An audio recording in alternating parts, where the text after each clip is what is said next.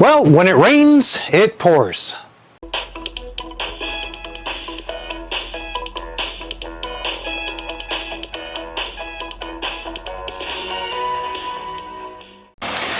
Welcome back to beautiful British Columbia here, January 20-something.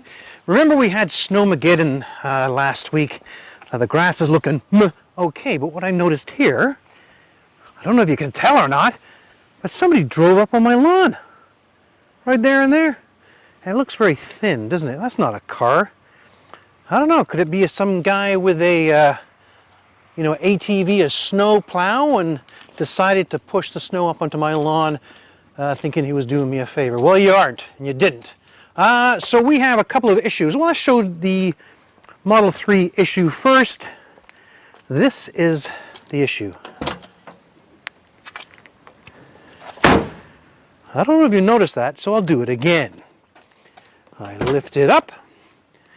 If I let it go, and it slams. And the reason why, see if I can do this with one, is that this strut has gone. It's done. You can actually see in there the sort of dark area. Well, that, I think, is the hydraulic oil which was inside of that strut. Anyway, the left is good, but it can't hold up the trunk lid on its own. So yeah, this is the side that had the issue. So I did contact Tesla Mobile, and they're going to give us a new strut. Next problem is with this one. First off, I'm not sure if you can tell, but right there on the windshield, right there, I have another crack in my windshield. Don't know if you remember, if you look back in the previous videos, that I did have a windshield replaced by Speedy Glass, and it took, I think, 8 weeks, 6 to 8 weeks for the glass to come in from Tesla, and then had a problem with camera configuration or calibration. And on these older vintage models, they don't need to be calibrated because all it is AP1 Mobileye. And yeah, so as soon as I saw the crack, I phoned up Speedy and I said, hey, got a crack. Is there any way of stopping that crack from doing anything? And they said, well, no, really. Once you had to get it when it was the stone chip and not the actual crack. So he says, yeah, bring it by. And, I said, well, I'm going to hold off until the end of the winter. I mean, it's still January here. There's still a chance for more snow. And when there's snow, there comes grit. And when there's grit, there comes stone chips on the window. So screw that. I'll wait until the beginning of summer to replace the window. And then I said, you guys did an excellent job, but it took so long for you to get your glass from Tesla. And he says, oh, we don't do Teslas anymore. Tesla does Tesla. And I said, oh, that's really kind of weird. So I guess I don't call up Speedy. I'll have to phone up Tesla, and they will tell me a name of their approved shop, and I'll have to take it there. So trunk lid on the Model 3, cracked windshield on the S, and the third thing that's happening constantly now is for the last whole week, well, let me change this up to 100% because you should be able to see it. There you go. I get no connection. That's loading error on every single one of my stations, both streaming and tune-in. So if I go to tune-in, which is my podcasts, see, look at that. See, it's just shite. I get nothing. It'll go through this circle for a while. Also, I don't think I have real-time traffic alerts, because just about everywhere they have like a busy intersection, they're going to paint it red. So I did a check on this to see if there was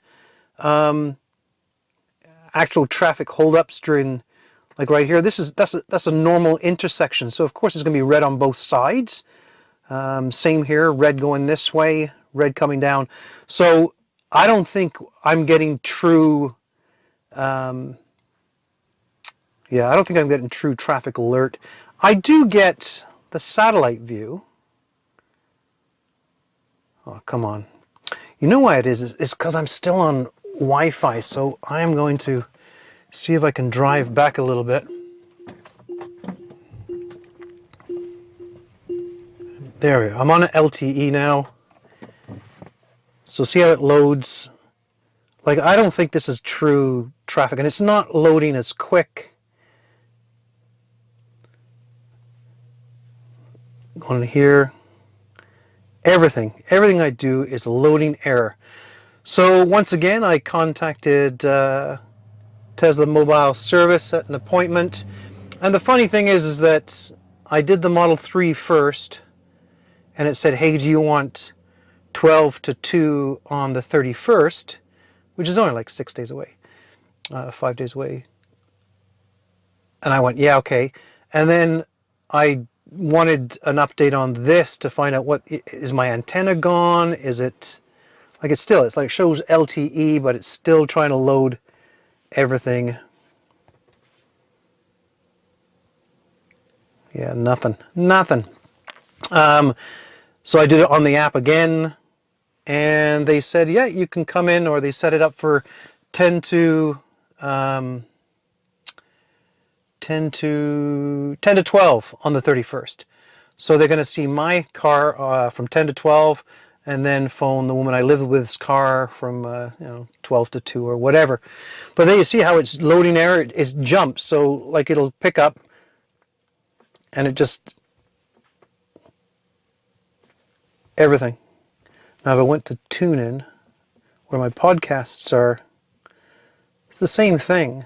11:30 news, which is good because it's an AM radio station that does it through, and nothing. So it'll go through the circle, plug your ride, which like to. So this is their latest episode from last week, or this. I mean, it's updating, but as soon as you went to hit on it, it'll go through the circle of death there. So something's not right with it. Well, there you go, guys. Just to let you know what's happening in my life, and very disappointed because I really enjoy listening to the podcasts, because I drive 45 minutes to work, and each one of those is usually 45 minutes, so it gets me to work, and then I go to different podcasts, like fully charged, always has good ones. So there you go. That's the latest and greatest. Don't forget to like and subscribe. If you're having problems with your vintage, pre-facelift, classic Tesla, or any kind of connection, please let me know. I know it's not. I know that it's not TuneIn or Slacker, because on the Model 3 it picks it up perfectly. It picks it up fine. So for some reason, and I'm just wondering if it's an antenna or a transmitter problem in this old girl. Anyway, there you go. Take care, and I'll talk to you soon. Bye.